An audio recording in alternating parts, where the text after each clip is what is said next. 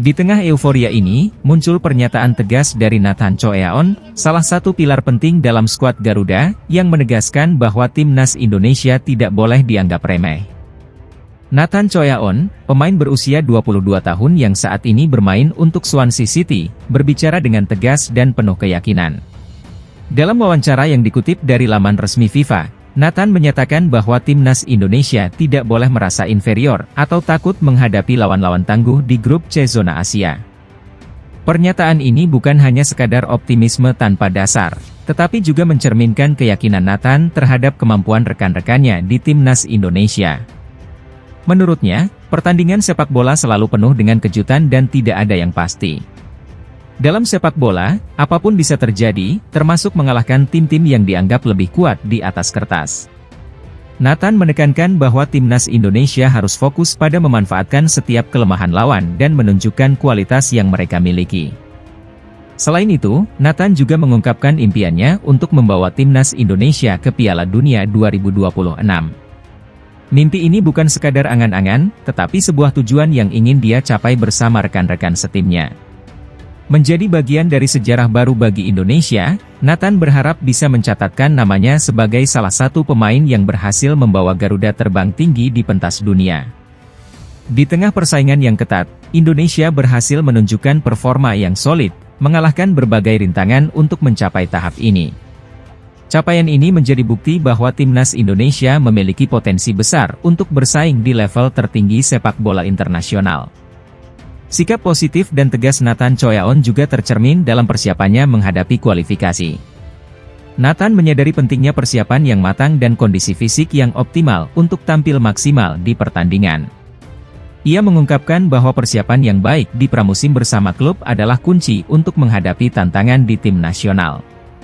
Optimisme Nathan tidak hanya terbatas pada dirinya sendiri, tetapi juga menjadi inspirasi bagi seluruh skuad timnas Indonesia dan para pendukungnya. Dia menunjukkan bahwa meskipun Indonesia berada di posisi peringkat FIFA yang lebih rendah dibandingkan lawan-lawannya, itu bukan alasan untuk menyerah.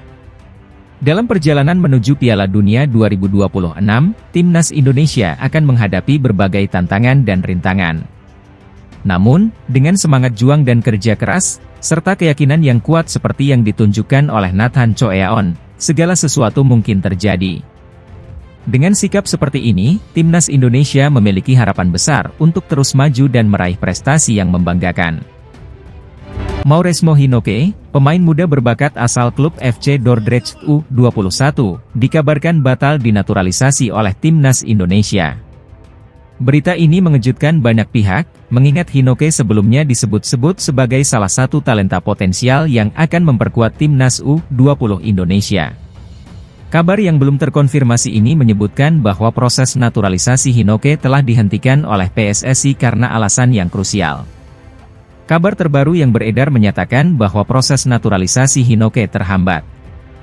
Menurut informasi dari komentator sepak bola Indonesia, Bung Binder, yang disampaikan melalui kanal YouTube-nya, Hinoke kemungkinan tidak bisa dinaturalisasi karena permasalahan keturunan. Bung Binder mengungkapkan bahwa Hinoke diduga memiliki garis keturunan Indonesia keempat atau kelima, yang tidak sesuai dengan aturan FIFA mengenai naturalisasi pemain.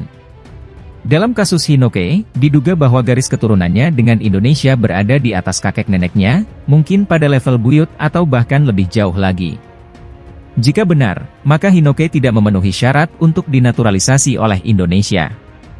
Dalam pernyataannya, Bung Binder menyebutkan, Mauresmo Hinoke yang rencananya mau dinaturalisasi oleh PSSI, tapi saya mendapatkan informasi Hinoke sulit dinaturalisasi karena sudah lebih dari 3 garis keturunan. Dia punya garis keturunan Indonesia. Kalau nggak salah di atas dari neneknya. Pernyataan ini memicu perdebatan di kalangan penggemar sepak bola Indonesia, yang berharap banyak dari kontribusi Hinoke di masa depan.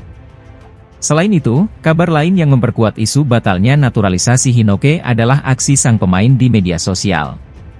Beberapa netizen mencatat bahwa Mauresmo Hinoke mulai tidak mengikuti akun Instagram resmi timnas Indonesia. Kabar batalnya naturalisasi Mauresmo Hinoke tentu saja mengecewakan banyak pihak.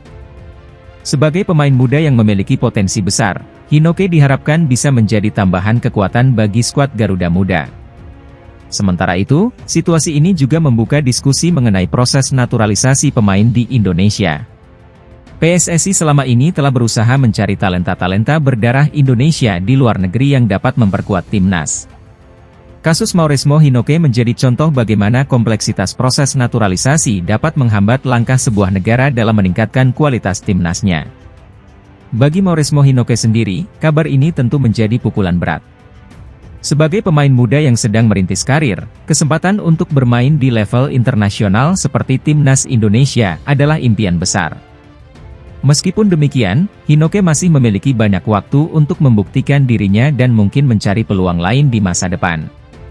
Dukungan dari penggemar dan komunitas sepak bola Indonesia tetap ada, terlepas dari situasi yang terjadi. Kita semua masih menantikan konfirmasi resmi dari PSSI mengenai status naturalisasi Mauresmo Hinoke. Hingga saat itu, spekulasi dan rumor akan terus beredar. Namun yang pasti, semangat dan harapan untuk melihat timnas Indonesia semakin kuat di kancah internasional tetap harus dipertahankan. Terlepas dari siapapun pemainnya, dukungan penuh dari seluruh elemen masyarakat adalah kunci kesuksesan bagi timnas di masa mendatang.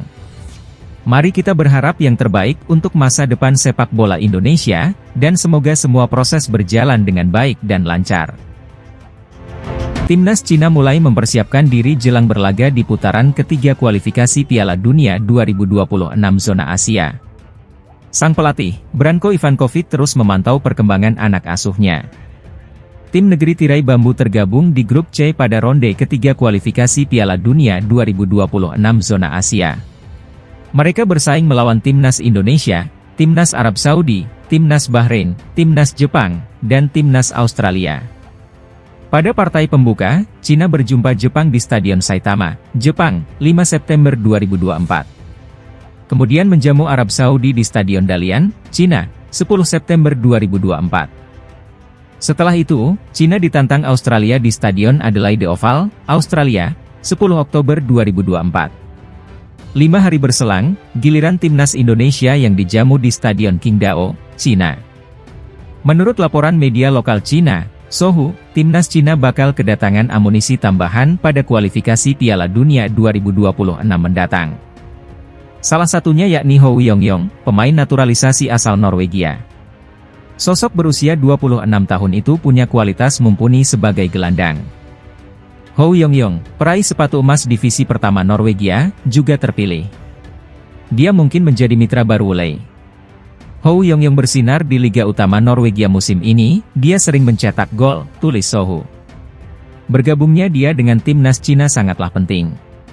Itu tidak hanya mencerminkan keinginan pribadinya, tetapi juga merupakan hasil dari upaya Ivankovic untuk membujuknya. Ivankovic memainkan peran yang sangat penting. Ia secara pribadi membujuk Hou Yongyong untuk bergabung dengan tim nasional dan bersaing dengan Wole di perempat final. Para penggemar menaruh harapan besar terhadap penampilan Yongyong dan berharap ia bisa meraih sesuatu di laga debutnya, sambungnya. Grup C babak ketiga ini bisa disebut grup neraka karena dihuni 3 negara langganan Piala Dunia, Jepang, Arab Saudi, dan Australia. Oleh karena itu, Branko Ivankovic menaruh perhatian penuh terhadap kekuatan